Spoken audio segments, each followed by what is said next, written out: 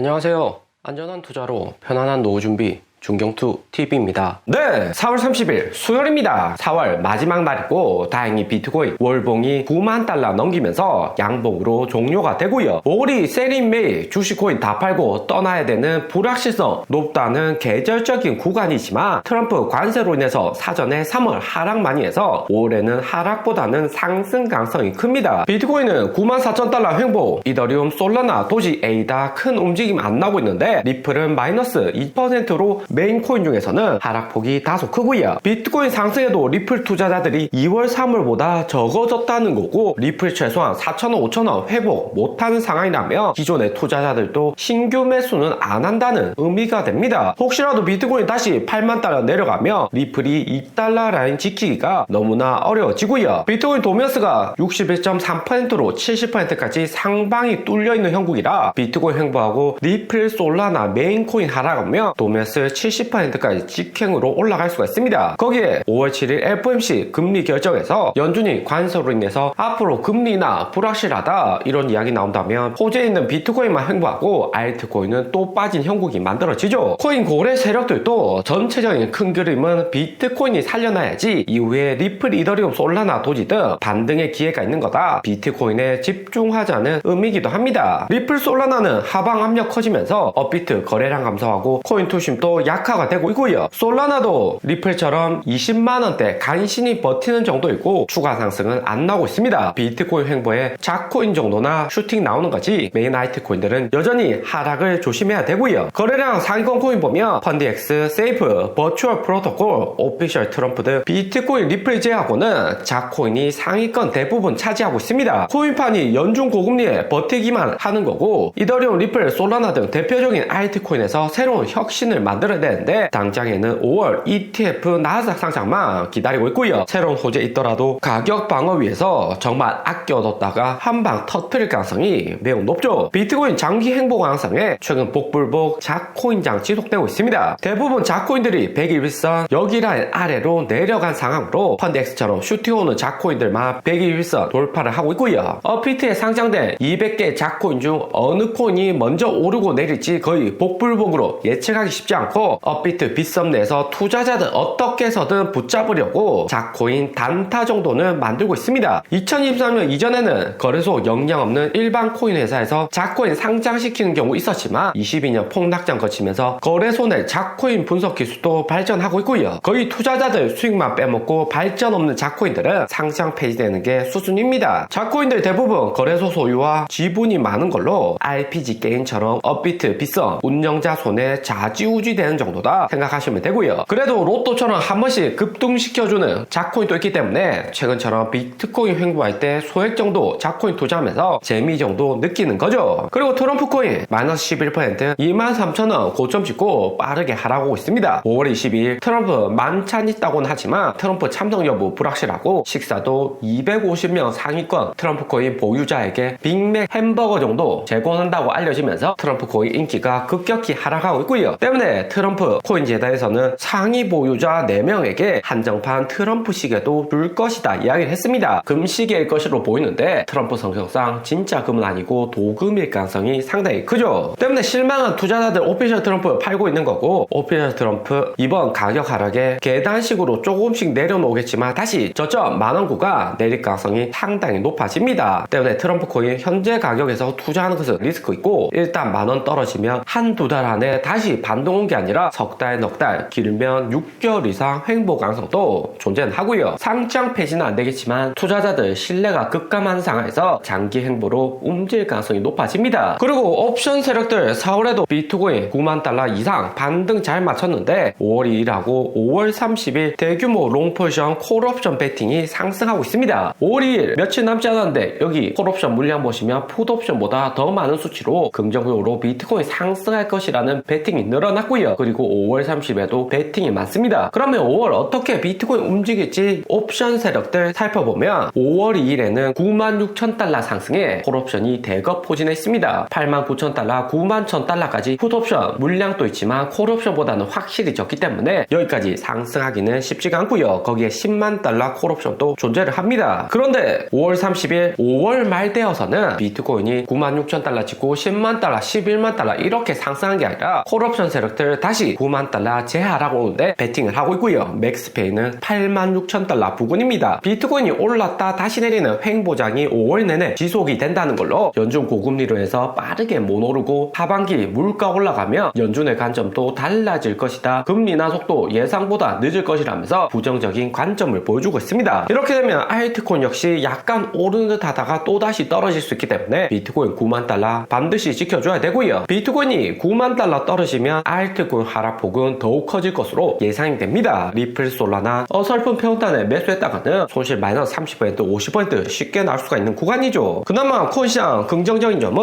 이더리움 ETF에서 신규 물량이 다시 들어오고 있습니다. 3월, 4월 계속해서 여기 빨간색 토탈 기관들 매도했던 것에 비해서 4월 말 되어서는 63밀리언, 104밀리언, 64밀리언 이렇게 이더리움 신규 진입이 늘어나고 있고요. 다시 한 번 더 폭발적으로 상승해줘야 되고 이더리움 가격이 최소 2,000달러는 회복해줘야지 이더리움 재상승 기대해볼 수 있습니다. 하지만 이더리움 4,000달러에서 1,500달러까지 수직 낙하, 피보나치 236 떨어지고 2,000달러 약간 반등 오는 경우이기 때문에 다시 한 번 더 1,500달러까지 떨어질 가능성이 높다고 생각되고요. 장기적으로 횡보하면서 1,500달러 바닥 리테스트 필요한 거고 1,500달러가 바닥이라는 점 확인이 된 다음 그 다음부터 상승할 가능성이 상당히 높습니다. 그리고 비트코인도 ETF 진입된 자금이 증가하고 있고요. 4월 21일 380밀리언, 20일 930밀리언, 910밀리언, 440밀리언, 380밀리언, 591밀리언 등 4월 말 들어서 대거 신규 자금이 들어왔습니다. 비트코인 95,000달러, 93,000달러 유지시켜주는 메인 이유인 거고요. 그런데 좀 더 자세히 보면 단기 투자자, 장기 투자자 모두가 비트코인 매수하는 거 아니고 근래학 동안 장기 투자자는 970밀리언 증가한 데 반해서 피델리티, 비트와이즈, 아크 인베스트에서는 빨간색 매도량 증가하면서 비트코인이 단기에 95,000달러 이상 올라가기는 쉽지 않을 것이다. 단기 투자자 물량은 적어지는 상태다 볼 수가 있습니다. 이렇게 되면 5월 30일 비트코인 9만 달러 재하락 가능성 높아지는 거고 장기적인 횡보에 비트코인, 리플, 알트코인보다는 작코인 중에서 선별적으로 급등하는 로또장 만들어질 수가 있는 거죠. 그리고 나스닥도 보면 QQQ 장중에 플러스 0.6% 상승으로 마감은 했는데 애프터장 또다시 0.4% 빠지면서 거의 횡보 수준입니다. 나스닥이 한 번에 V자 반등으로